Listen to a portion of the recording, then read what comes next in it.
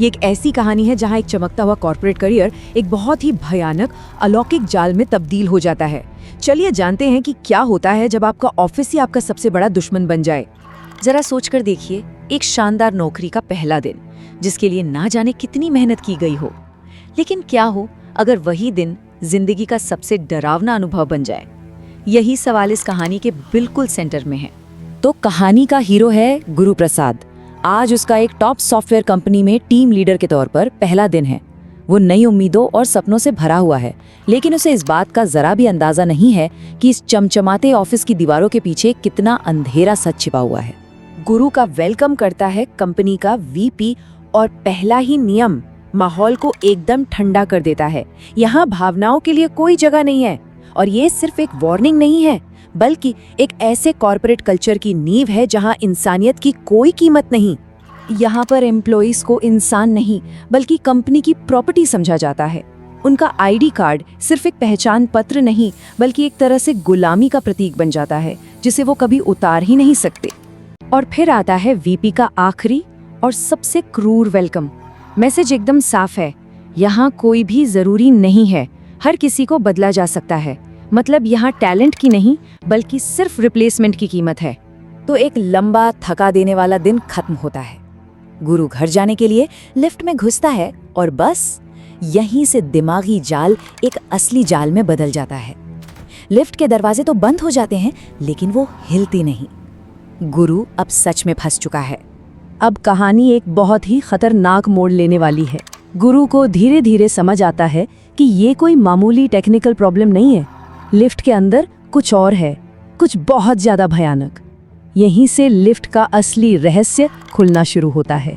Lift के अंदर एक के बाद एक डरावनी चीजें होने लगती हैं। लाइटें टिमटिमाने लगती हैं, लिफ्ट अचानक रुक जाती है। तभी गुरु की मुलाकात होती है डरी सहमी एचआर मैनेजर हरिनी से, जो खुद भी उसी लिफ्ट में फंसी हुई है। फिर लिफ्ट के बाहर एक सिक्योरिटी गार्ड की मौत हो जाती है और भूतिया साए दिखने लगते हैं। बाहर की दुनिया से संपर्क का हर रास्ता बंद हो चुका है। बहुत जल्द गुरु और हरिनी को ये एहसास हो जाता है कि ये सब ऐसे ही नहीं हो रहा है। ऐसा लगता है जैसे लिफ्ट का अपना ही एक दिमाग है। वो उन्हें जानबूझकर कुछ खास फ्लोर्स पर ले जा रही है, एक पैटर्न बना रही है, एक ऐसी पहेली जिसे जिंदा रहने के लिए सुलझाना ही पड़ेगा। और उस पैटर्न को समझने की चाबी कंपनी की फाइलों में दबे एक बहुत ही काले सच में छिपी है। अब गुरु और हरिनी को उस राज को बेनकाब करना होगा जो इस पूरे डरावने खेल के पीछे है। तो जब वो फाइलें खंगालते हैं तो एक बहुत ही दुखद कहानी सामने आती है। सुंदर, जो पिछला टीम लीडर था, उसे एक बड़ा प्रोजेक्ट पूरा करने के ठीक बाद वीपी ने नौकरी से निकाल दिया और उसका करियर ही बर्बाद कर दिया। इस धोखे से टूटकर उसने उसी लिफ्ट में अपनी जान दे दी। लेकिन बात यहीं खत्म नहीं हुई।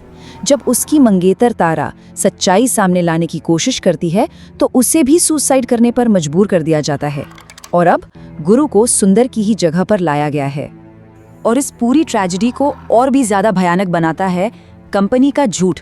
वीपी ने इन सुसाइड्स को एक एक्सीडेंट बताकर मामला ही रफा दफा कर दिया ताकि कंपनी की इमेज पर कोई दाग न लगे, भले ही इसकी कीमत 2 जिंदगियां थीं। तो अब सारी कड़ियां जुड़ रही हैं। ये सिर्फ एक कॉर्पोरेट ट्रेजेडी नहीं है, ये एक अलौकिक बदले की कहानी है। लिफ्ट में जो कुछ भी हो रहा है वो सिर्फ डराने के लिए नहीं बल्कि इंसाफ के लिए एक चीख है। वो ऑफिस की गॉसिप नहीं है, नहीं, ये एक पूरा सिस्टम है शोषण का, जहां एम्प्लॉइज को मुनाफे के लिए इस्तेमाल होने वाले औजारों की तरह देखा जाता है और काम निकल जाने पर फेंक दिया जाता है। और इसीलिए सुंदर और तारा की आत्माएं अब बदला लेने के लिए भटक रही हैं।